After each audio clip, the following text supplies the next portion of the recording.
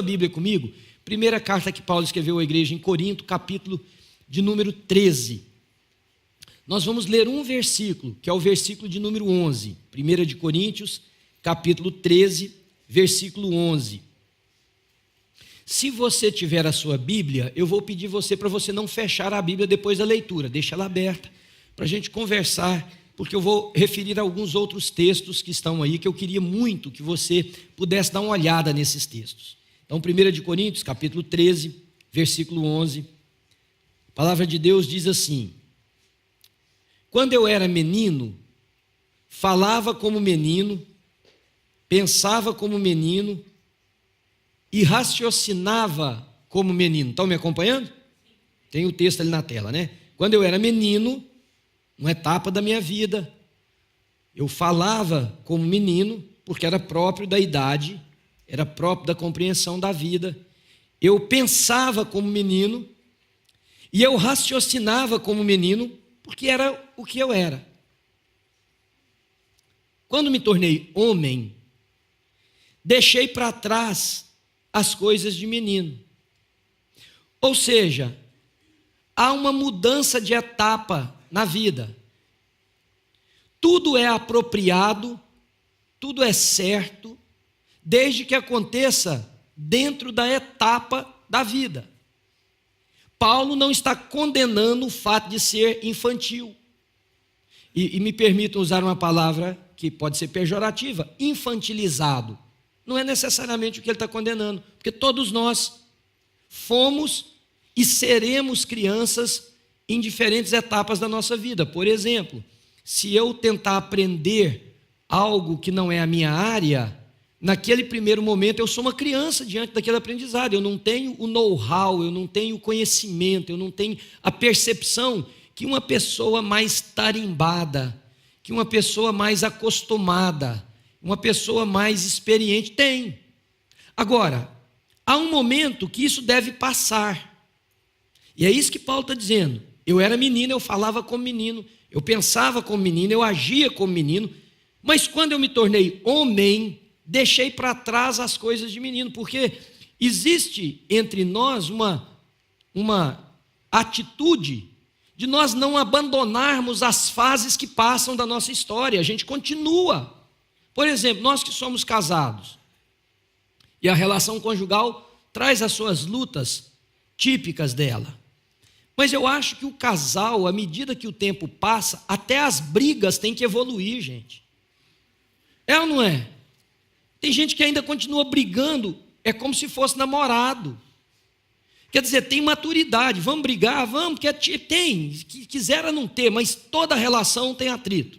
Seja ela de amigo, seja ela de igreja, seja ela de casal. Aqui nessa igreja, como qualquer igreja, ajuntou um grupo de pessoas desse, pensa diferente da vida, vê a vida de forma diferente, vai ter atrito. Agora, não é possível a gente continuar tendo atritos de coisinhas abestalhadas, de quando nós estávamos começando. Vocês entendem o que eu quero dizer? Vamos dar um upgrade nas brigas.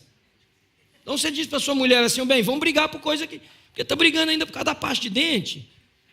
Não, really? Vamos brigar por causa de uma coisa mais sólida, uma coisa mais séria. Vamos brigar na igreja. Ao invés de falar assim, passar não me cumprimentar, vamos brigar por coisas éticas, por coisas morais, por coisas que realmente têm significação. Quando nós compramos essas cadeiras aqui, logo depois eu cheguei no culto um dia, estava aqui. Hoje eu fiquei fora daqui, porque eu não aguento ficar aqui e não cantar. Mexe comigo esse negócio. E se eu cantasse hoje eu não pregava, então eu fiquei trancado. E lá de fora toda hora eu dava meus gritos ainda. Porque isso mexe comigo. Mas eu estava aqui um dia, uma senhora chegou para mim e falou assim, pastor, preciso de sua ajuda. Início de culto. Eu falei, pois não. Ela virou as costas assim e falou assim, tem alguém sentado na minha cadeira. Apontou assim. Aí eu não entendi muito bem, porque eu achei que ela tinha deixado as coisas na cadeira, alguém veio, sei lá, pegou as coisas dela, sentou, botou as coisas dela no lugar, achei que ela estava procurando. Aí eu olhei e falei assim, mas o tanto de cadeira vazia, senta num outro lugar. Não, senhor, eu só sento num lugar. Aí eu pensei, não é possível que eu vou escutar o que eu vou escutar. Eu não acredito. Ela falou assim, o senhor se lembra quando o senhor falou da compra das cadeiras? Aí eu falei, eu vou escutar. o senhor falou para a gente comprar a nossa cadeira. Eu comprei a minha. Eu falei, irmã, isso é linguagem figurada, irmã. Não é que essa cadeira aqui, ela é minha, eu comprei, paguei por ela. Não, é assim, gente. Vamos fazer uma forma de todo mundo contribuir, cada um paga a cadeira que senta, por exemplo, uma forma de a gente comprar as cadeiras. Não é possível que só essa cadeira cabe o banco da senhora, não dá para sentar no outro lugar, minha irmã. Ô, gente, vamos brigar por coisas mais sérias, mais relevantes. Então, era mais ou menos assim, olha, quando eu era criança, a minha leitura da vida era infantil. Eu entendia as situações existenciais por esse filtro de criança. Então eu tratava os outros como menino, eu interpretava as ações dos outros para comigo como menino, eu amava com a fragilidade do amor de uma criança, eu também brigava com a intemperança de uma criança, eu odiava como uma criança, eu também perdoava como uma criança. Eu entendia as situações da minha vida com o olhar de uma criança. Mas se eu fiquei adulto, é necessário que eu agora comece a amar de forma adulta, madura. Porque menino, eu disse aqui, a gente vai, eu tenho 52 anos, né? A gente tem uma coisa interessante com a idade, é que a gente, depois que você passa de uma certa idade, tudo você acha que está ficando muito para trás. Você vai chegar lá, se você está rindo de mim aí. Quer dizer, Deus te permita chegar, né? Porque se você não chegar, é porque você foi. Então, eu não sei quantos de vocês lembram daquele negócio de ficar de mal, lembra? Menino brigava e falava, fiquei de mal, você. Tem gente que é assim. Quer dizer, então, quando eu fiquei adulto, eu amadureci supostamente. Então, agora o peso que eu dou às coisas, presta atenção, porque isso é importante para você entender o texto. O peso que eu vou dar às coisas tem agora um outro peso. A forma que eu vou analisar as coisas tem uma outra vertente.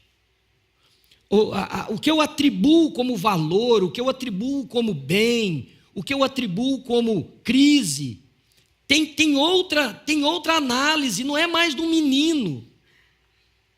A forma que eu vejo Deus, a forma que eu entendo a fé, a forma que eu percebo a relação com Deus é diferente de quando eu era criança, e não somente criança biológica.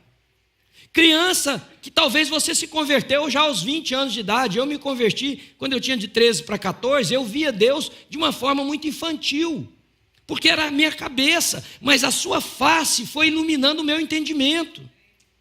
A convivência com Ele foi mudando quem eu sou, e essa mudança é que Paulo chama de fase adulta.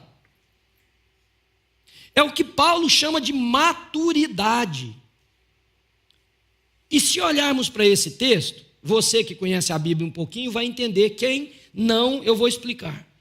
1 Coríntios capítulo 13 é um texto que fala sobre o amor. Quem conhece a Bíblia sabe. Eis que passa a mostrar-vos um caminho sobre modo excelente, que é o caminho do amor. Né? Ainda que eu dê todos os meus bens para os outros, se não tiver amor, nada serei. Ainda que eu fale todas as línguas dos homens e dos anjos, se não tiver amor, sou como o sino que faz barulho, o metal que retine e nada mais. Ainda que eu faça tudo, se não tiver amor, não vale nada. O amor verdadeiro, ele é paciente, ele é benigno, ele é bondoso, ele é altruísta, ele vê o outro primeiro do que a si próprio. Paulo está falando sobre o amor, uma coisa linda, uma casta maravilhosa. De repente, ele escreve assim: quando eu era menino, falava como menino, agia como menino, pensava como menino, mas um dia me tornei adulto e deixei de fazer as coisas de menino. Parece que é um apêndice. Parece que é uma coisa enxertada, você entende o que eu estou dizendo? Parece que foi colocado depois, aleatório, sem muito sentido, porque não tem nada a ver com o texto. Geralmente os textos bíblicos tratam de uma ideia. Se o autor está trabalhando santidade, ele discorre sobre a santidade. Ele apresenta argumentos da santidade. Se ele está falando sobre o pecado, de igual modo. Aqui, se ele está falando de amor, era esperado que o texto terminasse assim: amem, pois, uns aos outros, vai lá, qualquer coisa desse nível. Mas, de repente, ele faz uma interjeição dizendo que eu era menino. Ele está falando de imaturidade. Por quê? Você vai entender. Quando você puder, volte à sua Bíblia. Se você tem aí agora, faça isso, se não, faça em casa. E veja no capítulo de número 11, versículo 17. Paulo está conversando com uma igreja, irmãos. A igreja em Corinto. Uma cidade portuária ali na Grécia. Muito influente por diversos aspectos. Paulo escreve para essa igreja e no capítulo 11, versículo 17, ele diz assim: irmãos, nisso que eu vos escrevo, nisso que eu vou dizer para vocês, eu não posso louvar vocês. Eu não posso elogiar vocês, porque a reunião de vocês faz mais mal do que bem. Por que Paulo está dizendo isso? Porque agora você vai entender, presta atenção. Ele está falando assim: vocês estão se comportando como meninos. E por causa desse comportamento, tudo o que vocês fazem está errado. Vocês estão ferindo os outros. Vocês estão tendo um comportamento que não condiz com o evangelho, porque vocês não amadureceram, igreja, em Corinto. E aí ele diz o seguinte: eu vou mostrar para vocês porque que vocês são imaturos. E parece que Paulo está olhando para as nossas igrejas hoje. Aliás, eu creio que a palavra de Deus ela é inspirada por Deus, 100% inspirada em qualquer momento da história. Então eu creio que ela se torna tão pessoal e contemporânea hoje quanto foi na época de Paulo. Amém? Olha o que Paulo diz. Vou dizer para vocês porque que as reuniões de vocês fazem mais mal do que bem. Quando vocês se reúnem, tem grupo entre vocês.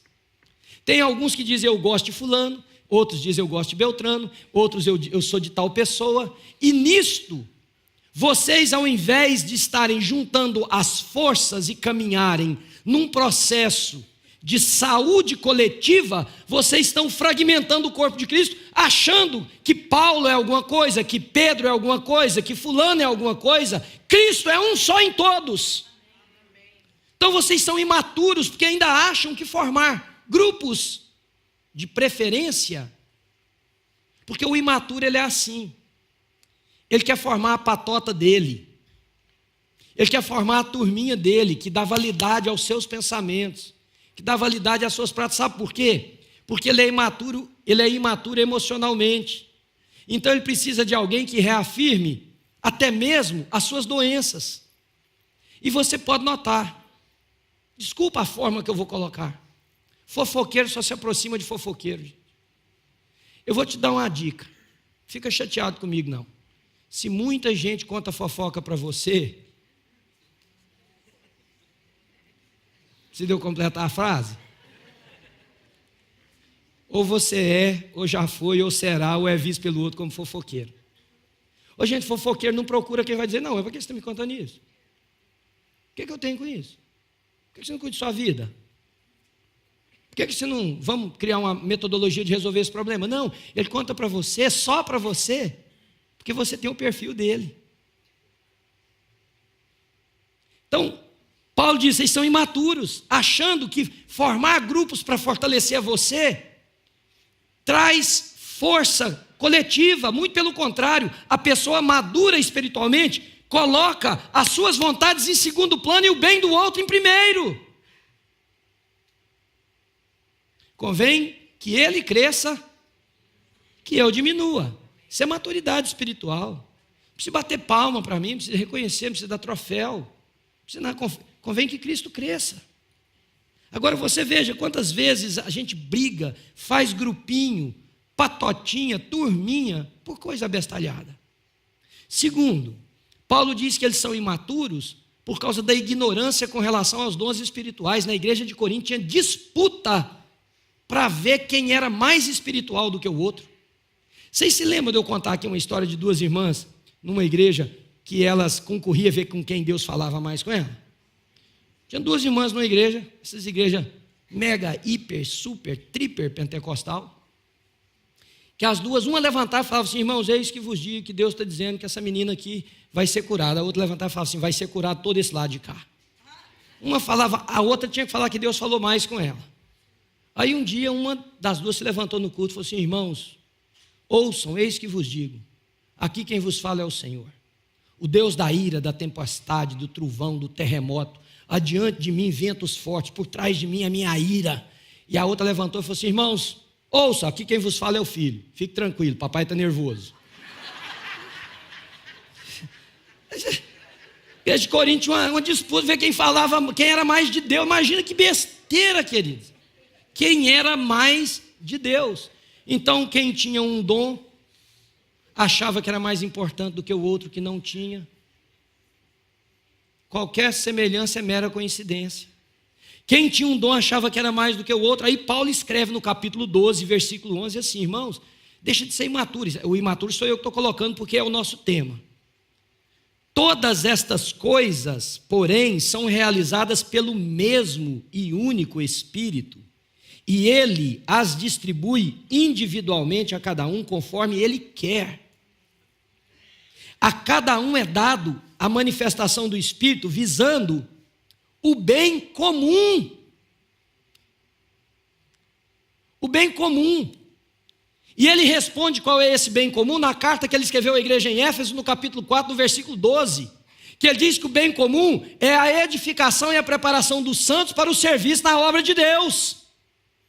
Então, todas as vezes que a nossa espiritualidade, ela enaltece uns em detrimento do outro, é sinal de imaturidade. Quantas vezes, irmãos, eu já conversei aqui, olha, aqui nessa igreja, e em outras situações graves que são vividas por uma pessoa, por uma família, e Deus dá, pela misericórdia dele, dá a vitória. Aí eu chego para alguém e falo assim: ó, que bacana, Deus deu a vitória. É, pastor, mas aqui, ó, isso é porque eu paguei o preço de oração de joelho aqui. Falei: irmã, você pagou o preço de oração, alguém visitou, alguém deu um telefonema, alguém tomou um café com a pessoa, alguém, para com esse negócio de achar que a senhora é representante de Deus na terra, irmã. Irmãos, nós temos isso entre nós, aqui nessa igreja e toda a igreja. Aconteceu porque, ó, meu grupo fez. Que seu grupo? Você é único, especial. Nós somos um corpo, e Paulo está dizendo, toda vez que tem isso, isso é imaturidade espiritual. Você acha que Deus tem um telefone vermelho com você. Você pega e fala: Deus, aqui, ó, vou botar o joelho no chão, só resolve. A turma vai fazer outra coisa, mas eu vou fazer o essencial, Senhor, eu vou orar. Irmãos, tem que orar mesmo. Semana que vem tem semana de oração aqui na igreja, tem que orar. Mas às vezes você visita, às vezes um outro gasta um tempo, às vezes um outro manda um text message, um bilhete, e Deus usa tudo para a honra e para a glória dele, entende? Então Paulo está dizendo: irmãos, vocês são imaturos demais, para com isso, amadureçam. É para orientar, fortalecer a igreja, para eles produzirem. Sabe por que vocês são imaturos? Mais uma que Paulo diz, versículo 12 do capítulo 12. É porque vocês desprezam o corpo como um todo. O que é isso, irmãos? A Bíblia diz, Paulo escrevendo, usou toda a figura de linguagem para dizer para a igreja, que parecia que não entendia, irmãos. Não tem nada mais importante. Olhe para o seu corpo humano, olhe para o seu corpo. Você tem diferentes órgãos, com diferentes funções. Todas são absoluta e totalmente necessárias. E sem uma delas, por menor que seja, o corpo está deficiente. Paulo chega ao ponto de dizer assim: se a boca disser, eu não sou do corpo, o que será do corpo sem a boca?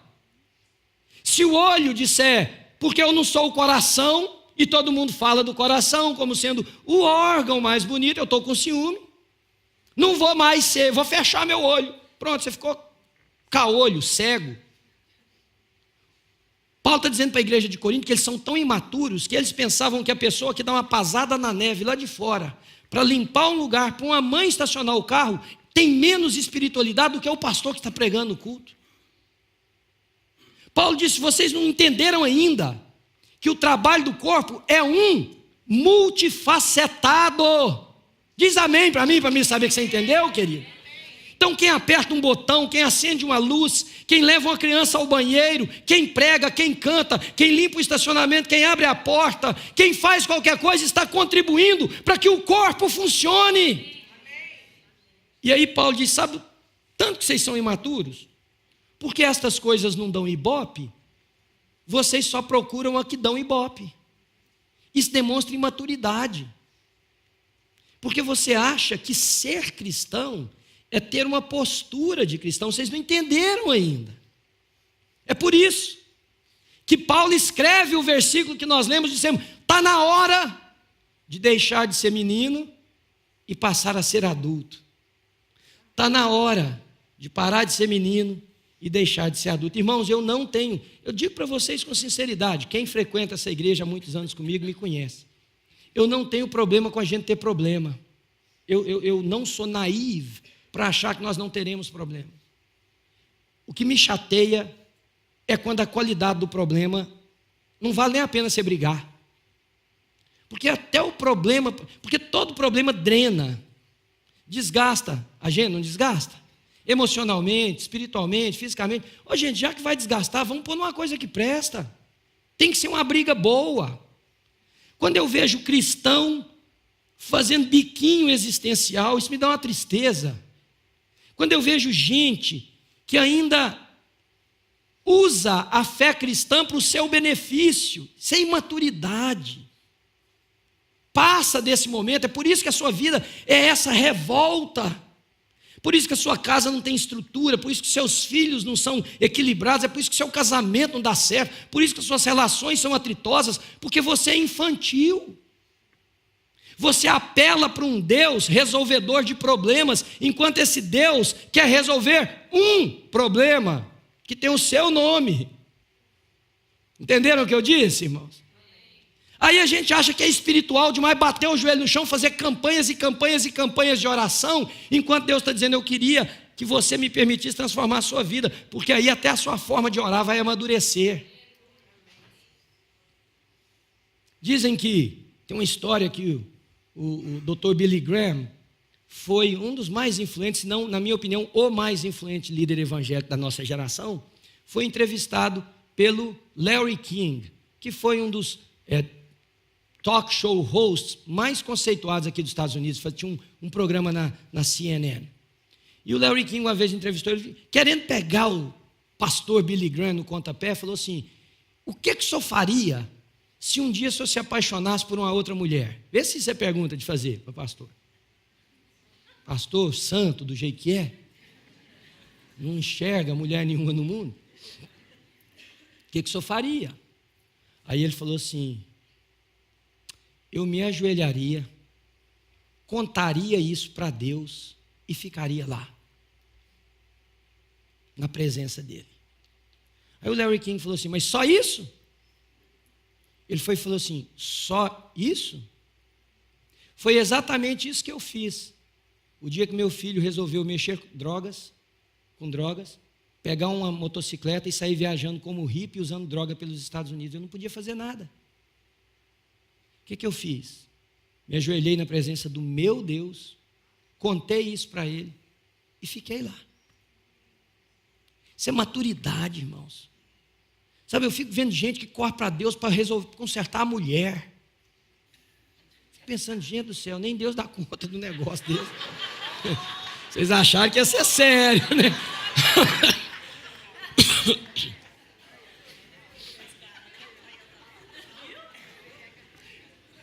Vejo mulheres correr para Deus para consertar o meu falo, para quê? Não precisa. Precisa. Não, brincadeiras à parte, maturidade. Deus está dizendo, deixa eu consertar você, porque aí o relacionamento vai se tornar melhor, pelo menos da sua parte, larga o outro para lá. Pessoa chuta fora a vida inteira quando o negócio pega para capar. Ele fala, meu Deus, socorre. Imaturidade, e mantém isso. Todos nós erramos dessa maneira um dia, mas chega, vamos virar adultos, gente. Vamos permitir que a glória do Senhor ilumine o nosso rosto, o nosso coração, e nós possamos crescer. Senhor, essa bagunça existencial que está aí, é porque eu me comportei como um imaturo. Está aí. O que eu faço agora? O Senhor não é obrigado a vir clean up my mess. O Senhor não é obrigado, mas o que eu faço agora? O Senhor trabalha em mim, para que com a bagunça, sem a bagunça, com meia bagunça, eu reflita a glória do Senhor onde eu viver. Isso é maturidade espiritual. Porque é um grande perigo e é extremamente desgastante nós termos pessoas que são maduras biológicas e imaturas espiritualmente. Porque a gente olha e pensa assim, não, a pessoa tem um nível de equilíbrio. Mas você vai entender que não tem, você está mexendo com o menino. Aí, se você corrige qualquer coisa, ele fica chateado, menino, todo mundo tem que cuidar de mim. Imagina, irmãos, olha como nós somos infantis. Eu não estou dizendo que você é infantil, eu estou pedindo você para pensar comigo. Como nós somos infantis. Menino quer que todo mundo cuide dele. Menino quer que todo mundo dê presente só para ele. Aí você vai pensando se você é assim. Deixa o Espírito de Deus falar com você. Menino acha que todo mundo tem que fazer para ele. E se ele não fizer, ele faz beicinho, ele chora. Bate o pé. Vai embora. E eu sabia, porque quando eu estou preparando a minha mensagem, eu tento visualizar vocês. Eu sabia que se eu pudesse, eu ia ouvir uma frase assim de alguém. Tá bom, pastor, então como é que eu posso me tornar maduro?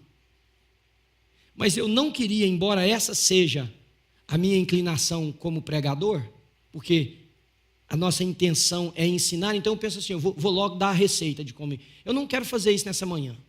Muito pelo contrário, eu queria te mostrar, para a gente encerrar, 5 características de quem é maduro. E orar aqui na minha mente, enquanto eu estiver falando, para o Espírito de Deus botar um espelho diante de você. Só isso. Para saber se você responde para você mesmo, se você é maduro ou imaturo. Vamos lá. Primeiro, uma pessoa espiritualmente madura aprendeu a interiorizar a cosmovisão cristã. Vou repetir e vou explicar. Pessoa que é madura espiritualmente, ele aprendeu ou ela a interiorizar a cosmovisão cristã. O que é cosmovisão? É a maneira de ver o mundo. A visão sobre o cosmos, sobre todas as áreas. Porque você quer ver uma pessoa imatura espiritualmente? Ele acha que a vida cristã dele é aqui na igreja. E é por isso que existe uma aberta e clara dicotomia entre a pessoa da igreja e a pessoa de casa. O marido e o crente, a mulher e a irmã da oração, o homem e o que ele faz na academia, no trabalho, como ele ganha o dinheiro dele. A pessoa espiritualmente madura, e eu disse aqui para os irmãos, eu tenho vários livros na minha biblioteca, bem selecionados, e há um título de um livro, o título, que eu leio o título para me inspirar. É um livro escrito por um teólogo holandês, que ele escreveu assim, O Mundo é a Minha Paróquia. O título traduzido seria esse, O Mundo é a Minha Paróquia. A pessoa espiritualmente madura se vê como crente do mundo e não da New Life. Eu sou pastor por ocupação de uma posição nesta igreja local, mas eu sou pastor do mundo. Você não é crente dessa igreja, você é um crente do mundo. No seu trabalho, você é um cristão que reflete a imagem de Deus. Você na sua casa, e é por isso que eu não entendo, irmãos, eu sinceramente não entendo marido e mulher que ainda descem, que se dizem cristãos, porque se não fosse tudo bem, mas que se dizem cristãos, que descem abaixo da linha aceitável de um diálogo, que ainda usam palavras uns para os outros, que não deveriam sequer estar na boca daquele que conheceu Deus agora, que dirá de homem e mulher, que caminha supostamente com Deus.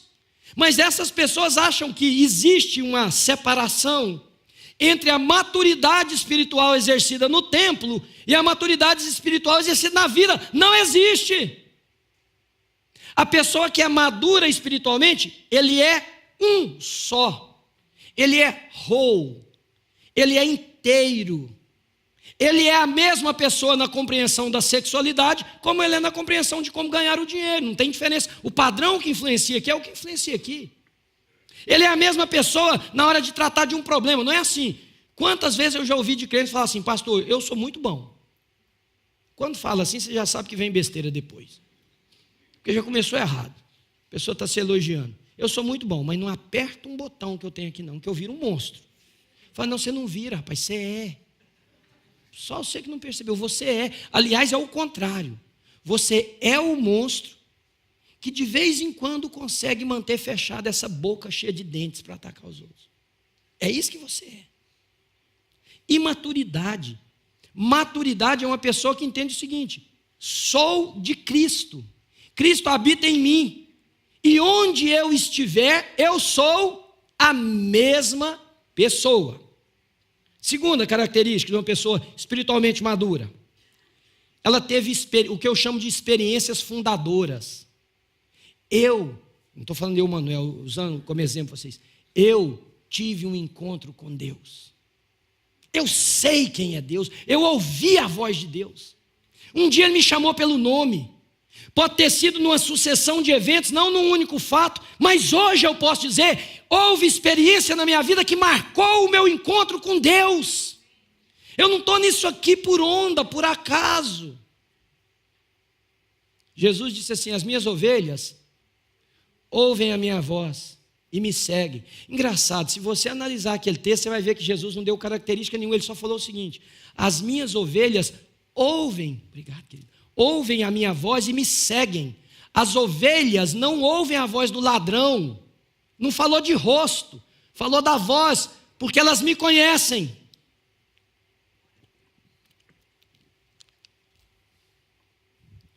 Pessoa espiritualmente madura teve uma experiência de conhecer a face de Deus e por Ele ser iluminado. Terceira característica de uma pessoa espiritualmente madura é uma pessoa de discernimento do que é a vontade de Deus para a vida dele ou dela. Irmãos, sinceramente, eu fico embasbacado quando alguém me liga e fala assim: pastor, estou numa dúvida cruel aqui, preciso de sua ajuda. Qual é a dúvida, querido? Eu compro um carro Ford ou um Toyota? O que Deus quer para mim, pastor? Eu penso 2 vezes, 3 vezes, respiro. Quase que eu peço assim: eu acho que Deus queria que você tivesse um pingo de inteligência. Só isso. Irmãos, fora brincadeira. São cada colocações que alguns cristãos fazem comigo, que eu fico pensando: gente, o que é isso? Pastor, eu estou numa dúvida cruel, não sei se Deus quer que eu estudo medicina ou arquitetura. Falei: esse Deus seu é bipolar, querido, que uma coisa não tem nada a ver com a outra, são áreas, uma é para começar de uma outra área, você vai estudar muito mais ciências exatas, e a outra é da área de humanas, biológicas, você vai estudar outra coisa. Quer dizer, se fosse assim, eu estudo medicina ou odontologia, enfermagem, agora, arquitetura e medicina, estuda o que você quiser, o que você quer estudar? Não sei, eu quero fazer a vontade de Deus. Deus quer que você seja um bom profissional, íntegro, honesto, que reflita a glória dele. É isso que Deus quer, amadurece. Se você vai jogar futebol, ou se você vai ser cantor, it does not matter.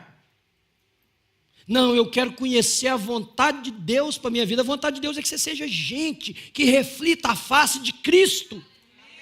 E o que você vai fazer é seu gosto.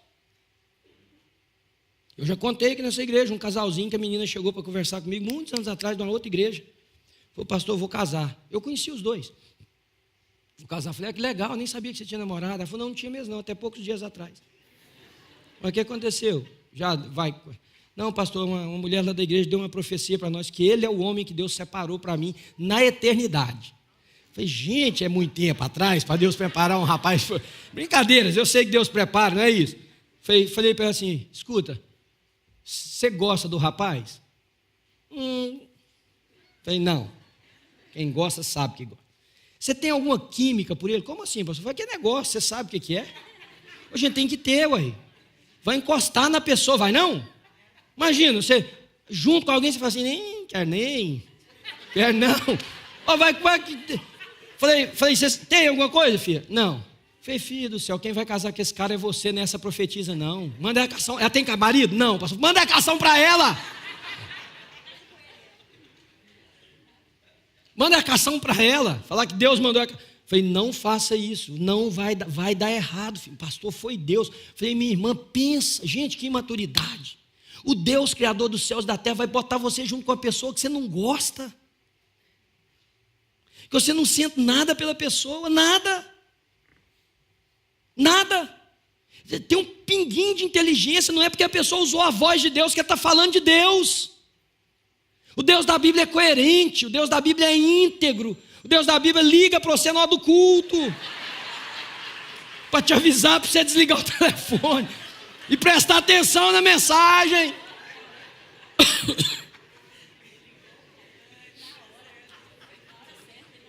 Ô, gente, tem que ter discernimento. Senhor, discernimento, eu sei o que Deus quer para mim. Deus quer que eu seja pastor aqui, ou sei lá, na China. Ele quer que eu seja pastor. Onde eu vou ministrar a palavra, não importa. Deus quer que você seja um bom homem, uma boa mulher, um bom filho, uma pessoa amorosa, respeitosa, perdoadora, honesta, transparente, que os outros vejam seu coração. É isso que Deus quer para você. Se você vai trabalhar furando buraco ou construindo prédio, é outra conversa. Pessoa madura tem discernimento da vontade de Deus. Tem gente que vive procurando outro para saber, Deus tem um plano para a minha vida. Já viu gente que fala assim, não tem o que orar pelos outros. Aí fala assim, eis que te digo, Deus tem um plano na sua vida. Me ajudou de um tanto que você não imagina. Tem um plano. Aí a resposta vem assim, escuta, boca de Deus, qual que é o plano? A pessoa ia responder, não, agora é só a parte de descobrir o plano, a minha parte é lançar a peteca na sua mão, o resto é você descobrir. Aí você fica doido sem saber o que é a vontade de Deus, qual que é o plano, o que Deus, esse Deus que fica brincando comigo como marionete. Você acha que esse é o Deus da Bíblia? Não é, querido. Deus da Bíblia tem um plano para todos nós, é claro. O primeiro plano de Deus na nossa vida é formar o caráter de Cristo em nós. A hora que você venceu o primeiro, você preocupa com o segundo, com essas besteiraiadas aí tudo, ó. Último, eu acho. Quarto, não, tem mais um e eu termino. Pessoa espiritualmente madura, ele é caracterizado pela centralização da vida dele em Cristo, e não o contrário. Porque o que nós estamos fazendo hoje, irmãos, é criando o nosso mundo. É como se fosse o mundo do Lego. A gente cria o mundo, constrói tudo. Aí você pensa assim, bom, eu sou crente, eu tenho que pôr Deus nesse negócio em algum lugar, onde é que eu ponho? É isso que a maioria de nós está fazendo. A gente pensa nos estudos, no ganho, no passeio, nas diversões, a gente pensa na família, a gente pensa em tudo. E aí pensa assim, agora eu tenho que pôr Deus em algum lugar para, de certa forma, santificar esse negócio todo que eu criei aqui. Ó. O cristão maduro, ele faz o caminho inverso. Deus é o Senhor da minha história. Não importa se eu estou casado ou se eu sou solteiro, Deus é o centro da minha existência. Minha vida será construída em torno dessa verdade. Não importa se eu estou desempregado ou trabalhando, as coisas concernentes do serviço a Deus fazem parte da minha história, porque Deus é o centro. Eu achei linda a palavra que o Mateus deu aqui sobre o dízimo por causa disso. Porque essa compreensão nossa, ganhei, fiz, e agora, oh Deus, tem que pôr o Senhor nesse negócio. Não tem, então eu tenho que dar alguma coisa para benzer isso aqui. O cristão maduro, ele faz a leitura da vida inversa. Deus é o centro. Tudo que eu tenho vem dele. É tudo por ele, para ele, através dele, para ele a honra e a glória pelos séculos dos séculos. Amém. Então, Senhor, esse dinheiro aqui, na verdade, ele é todo do Senhor. O Senhor me permite usar para o meu bem, minha coisa. Eu vou investir também com a mentalidade de um cristão maduro. Amém. Cristão imaturo dá dízimo para receber, para comprar Deus. Você nem sabe o tanto que você é abestalhado. Porque se Deus se vender pelos $20 que você dá, ô gente, que Deus barato é esse? Se você vai comprar uma entidade, tem que ser pelo menos um trem caro. No mundo do trabalho, eu tenho que usar a palavra com cuidado para não ferir os outros, mas para vocês entenderem, espírita do mal, não estou falando da religião espírita, estou dizendo, no mundo de invocação a esses espíritos que trabalham pelo mal, quanto maior, presta atenção, quanto maior a oferenda, maior o espírito que vem trabalhar para você. Nem isso você está fazendo direito. Porque você acha que seus vintão compra o Criador dos céus e da terra, imagina. E nem que fosse 1 milhão. Pessoa madura entende que a centralização da vida é Ele, tudo. Eu sirvo as pessoas, você diz, Porque não é porque eu tenho tempo sobrando, não, porque eu acho que tem gente que acha que ele é o único ocupado do mundo. Que ele diz assim, pastor, não, eu sinto muito, eu queria muito estar ajudando, mas eu não tenho tempo. Eu falo, não, deixa só nós, os vagabundos, fazerem. Isso é só a turma desocupado fazer. Ninguém aqui tem nada a fazer, não. Você é o único que tem ocupação e, portanto, não pode sujar o seu dedinho, porque nós somos tudo uma turma de vadios. Então, como nós não temos nada a fazer, nós vamos lá fazer. O cristão maduro entende que o serviço, que a participação, que o envolvimento, que o amor ao próximo, vem como característica de vida. E eu vou terminar dizendo o que é uma pessoa madura. Ele aprendeu a viver e a amar com amor ágape, que é o texto. Porque a maioria de nós ama um amor infantilizado, é o amor de recompensa, é o amor de que vai amar para o outro retribuir, é o amor que é para cobrir as próprias deficiências emocionais que nós temos, que a pessoa faz para poder receber, é que a pessoa serve para ver se recebe aplauso, aí ela se sente querida, amada, o dia que ela faz ninguém lembra, ela fala assim, pronto, esse povo não faz mais. A pessoa madura entende que amar é amar com a característica do amor de Deus. Aí você pode dizer, mas como que eu vou fazer isso? Muito simples. A Bíblia nos afirma que se nós somos verdadeiramente filhos de Deus, Deus habita onde, queridos? Em nós. Você tem até medo de falar isso, eu não sei porquê, você devia encher a boca para falar. O cristianismo é a única, presta atenção, proposta religiosa que não é filosófica e nem é comportamental, irmãos. Quem acha que o cristianismo é uma rédea, um cabresto existencial para manobrar onde você pisa e não pisa, onde você vai e não vai, onde você fala e não fala, você não conheceu Jesus de Nazaré. O cristianismo não é uma rédea dominadora das nossas ações, o cristianismo não é uma filosofia, o cristianismo é a única religião na face da terra que é um relacionamento. Nós nos relacionamos com Deus e Ele vem habitar em nós. O que muda não é porque botou um cabresto, o que muda é porque Deus veio habitar em você.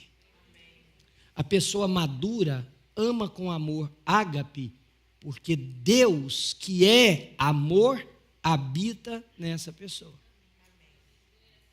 Perguntinha para você só. Eu não falei o caminho para se tornar maduro. Agora você pode responder para você mesmo se você é maduro ou imaturo espiritualmente, baseado no que você ouviu da palavra de Deus. Nós temos aqui alguns psicólogos que eles sabem disso. Existe um homem que trabalhou um conceito da maturidade chamado Erickson, que mostra as fases da vida. Eu não vou me atrever a entrar na área deles, é apenas uma explicação assim, en passant. Todas as vezes, segundo a teoria de Erickson, que uma dessas fases não é concluída de forma adequada, a pessoa transfere para a próxima fase aquilo que ficou inacabado, tentando colocar da forma mais simples uma coisa complexa para vocês. Peço até desculpa para os profissionais da área aqui. O que quer dizer isso? Você precisa corrigir as coisas de menino que você trouxe para a suposta fase adulta da sua vida. Mudou, acabou. Toda fase tem tempo de duração. Não é errado você dar birra quando você é criança. Quer dizer, olhando pelo lado da educação, né? Não é errado, faz parte. Mas é completamente esdrúxulo você dar birra sendo adulto. Aqui na igreja tem duas irmãs adultas que chupam bico. Bico. Uma dessas, dia para trás, falou assim para mim, pastor, chegou uma menininha no berçário com 2 chupetas. Eu dei uma para ela e peguei uma para mim, chupar um pouquinho. Mata à vontade. Tem gente aqui que mama no dedo e ainda coça assim, ó, gente. Ó. Faz carinho, mama no dedo. Olhar só para a tela lá em cima. Tem época de chupar chupeta. Tem. Agora tem época de deixar de chupar chupeta, gente. Amadureceu, irmã. Vai procurar um psicólogo para você descobrir por que esse neném não para de chorar dentro do seu coração. Dá maturidade para você nesse negócio aí, ó. Tem um buraco emocional, estou falando sério. Dedinho.